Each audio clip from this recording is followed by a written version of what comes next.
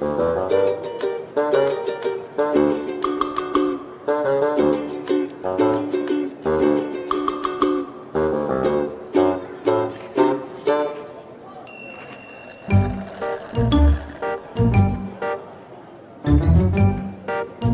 wouldn't accept this at your favorite restaurant, so why accept it from your network?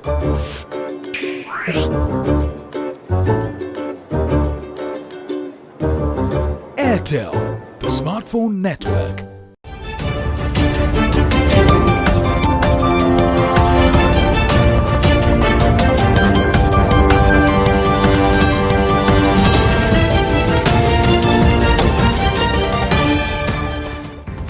A very good evening to you. Welcome to Monday Night News. I am Abdikarim Haj.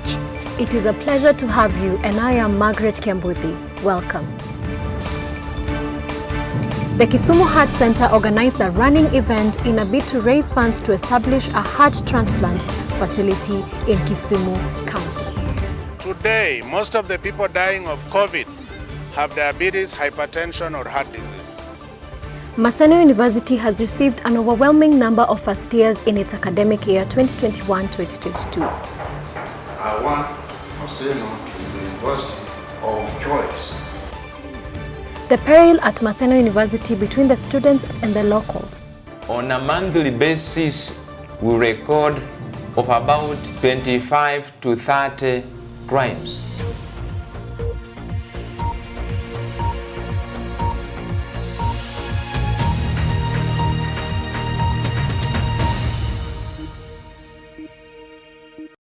Maseno University has received an overwhelming number of first years in its academic year 2021-2022, a number that has never been witnessed before in the history of the institution.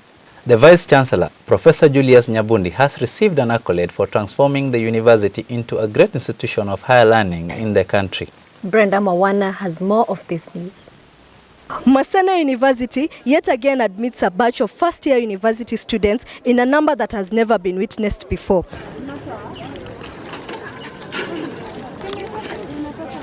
7,000 fresh ladies and gentlemen are set to report today, as you can see from the queues behind. This comes at a backdrop of the efforts of the Vice-Chancellor, who has seriously invested in the infrastructure and the quality of education, making Maseno University a preferred center of education for boys and girls in the country. The university where people come because of its fame for quality of teaching and learning. I want Maseno to be the university of choice by students who have come to appreciate Maseno as premium institution of teaching and learning. Brenda Mawana reporting for Eagles TV. Kenyan voiced fury on Thursday at a rise in fuel prices which threatened to pile on the misery for a population already suffering economic hardship because of the COVID-19 pandemic. As fuel prices continue to dent the pockets of all customers, the upward trajectory witnessed by fuel is due to the increased taxes on all the three products, notably VAT, which has gone up to 9.98% on petrol from 8%. Our reporter Winnie Njeri brings us this report. The hike in fuel prices that has been widely protested by Kenyans was today announced by the Energy and Petroleum Regulatory Authority. The government has received massive criticism, with Kenyans accusing it of lacking compassion amid the economic pressure. The Matatu Owners Circle says that the industry is liberalized, giving each circle the freedom to determine whether to increase or decrease fuel prices in their independent cost accounting. Since the government increased the fuel, our heart has been impended with great agony. Mimi ndio chairman wa hapa. Nimefanya na hizi magari for long sana. But when it came to a place yenye fuel ilikuwa increased, hiyo kitu imetuumiza sana. Inapata gari na kunywa mafuta nyingi kufika jioni, at the same time tajiri anataka pesa. Sasa wewe mwenyewe kuingia na kitu kwa nyumba ni vigumu sana. Winnie Njeri reporting for Eagles TV, Vihiga County.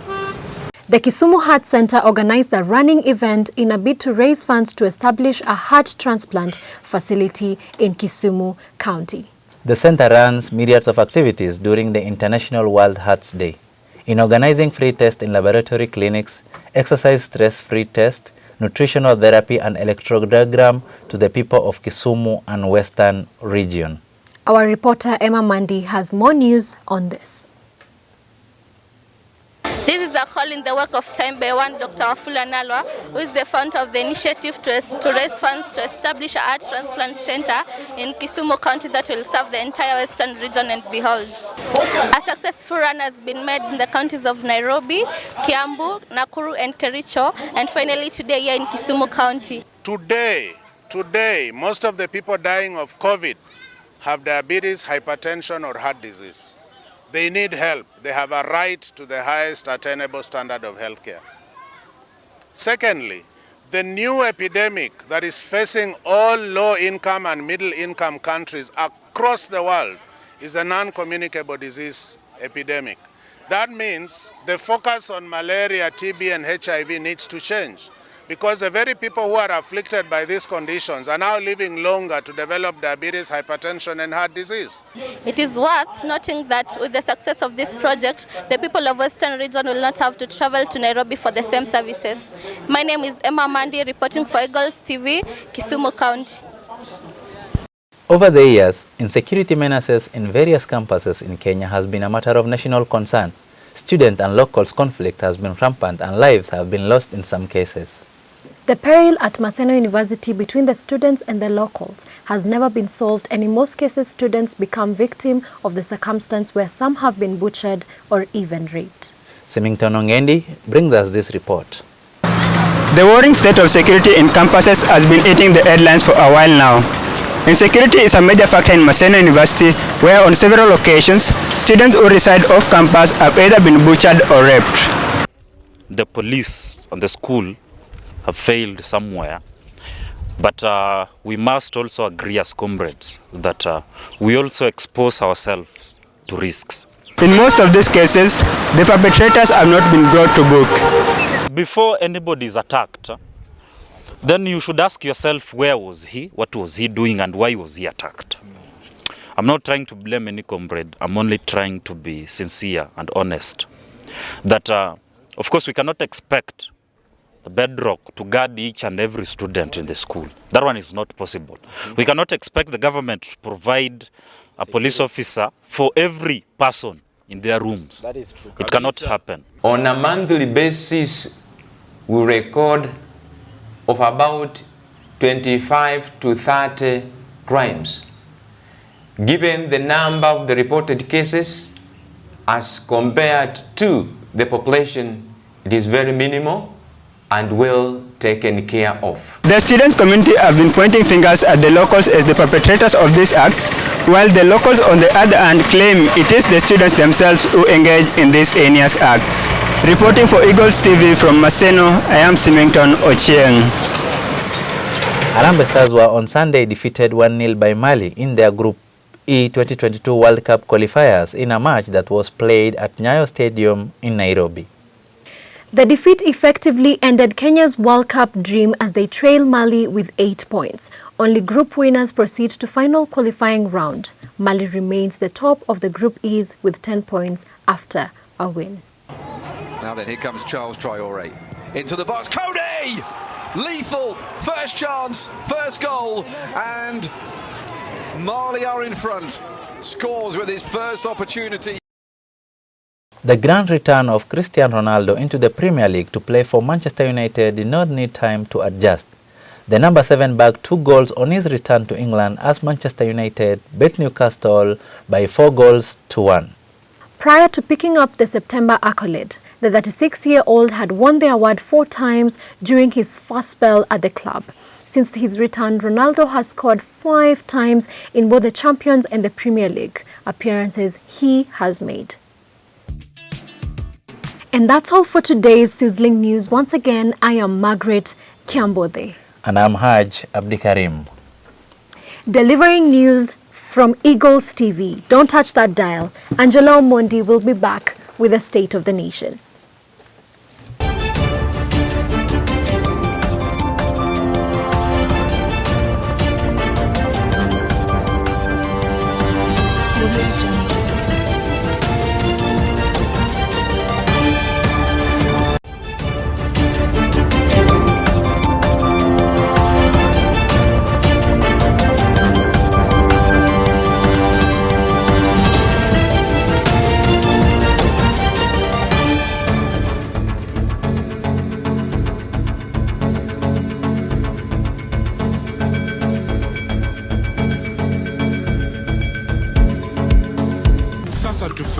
kwa kutumia sabuni yako na kutumia Ariel mpya. Ariel huondoa madoa sugu kwa mwosho mmoja. Jaribu leo ndio uamini au urudishiwe pesa zako. Good evening and welcome to our Monday State of the Nation with me, Omondi Atieno. Today in studio, we have a guest, Dr. Nyambuga, who's a political analyst and a senior lecturer at Maseno University. He has also published a number of books and publications, namely Introduction to Communication, Water Uses, Role of Performance of Media in Covering Political Conflicts, among others. Karibu Daktari. Asante. Today we are going to talk about succession politics 2022 and what impact it has had in our country and the level at which it is growing in terms of the hustler narrative and the bottom-up approach. What is your take on the hustler narrative? Interesting. You know, when you're talking about hustler narrative, you're talking about the issue of the common man and the way the common man has been able to, I mean, the focus should be on the common man. That is William Ruto's clarion call to Wananchi so that the Wananchi can come towards his vote basket. But I would say that it has largely been successful because you know, you go across the country and people talk about William Ruto, people talk about hustler and the hustler needs. However, remember, he was on his own. He was running on his own. He was campaigning on his own. Right now, Raila Odinga has come with force and is also now campaigning, and Ruto was up. I can only say that Ruto can only come down and Raila can only go up. They'll meet somewhere. I don't know who will be on top, but your guess is as good as my guess. What would you have to say for possible running mates of the two main candidates? The two main candidates have a challenge in terms of running mate.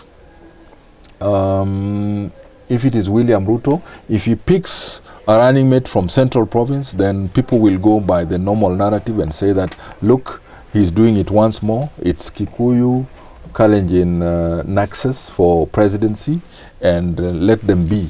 But again, the challenge with Central Province, that Central Province is also divided between the Meru side, the Embu side, and the Kikuyu proper side. You know, you pick a running mate from Kikuyu side, then the Meru, the Embu will say that, well, you have left us, you know. So Munya is trying to kowtow so that he gets to be picked as a running mate. I'm sure that's what the speaker is also trying to do. Justin Muturi is just trying to do a running mate thing, you know, so that he becomes a running mate. Now, if he also does not pick a running mate from Central Province, then again he also has another problem because the Central will leave him in a mercy. Yeah, Raila has the same problem that the Oka guys are getting close to him. The more he runs away from the Oka, the more freer he can become, so that he's able to pick a running mate from Central, you know. But the running mate position is becoming less and less attractive. Why? What is happening between Uhuru Kenyatta and Deputy President William Ruto is making it rather an attractive seat. And political analysts and communications persons are tending to shape the narrative of the 2022 elections. What different thing would you do to ensure that people don't perceive the whole ideology of the succession politics wrongly? You know, what is important is that we have to speak straight to the people, you know. And when you speak straight to the people, you try to put the best foot forward so that you explain that this is politics, it's not a life and death issue. You just have to make your right choice. And when you make the right choice between the different candidates, then you'll still keep Kenya. Remember, Kenya is there after 2022, you know. The heat is there, but it's just a heat which will come and go, you know. So communication specialists, political analysts need to continually educate the voters and the masses on that. And that is critical that they do. Thank you, Dr. for your time. Thank really you. appreciate it. Karibu. Thank you for watching. Thank you for listening. You can continue sending your views on 22774.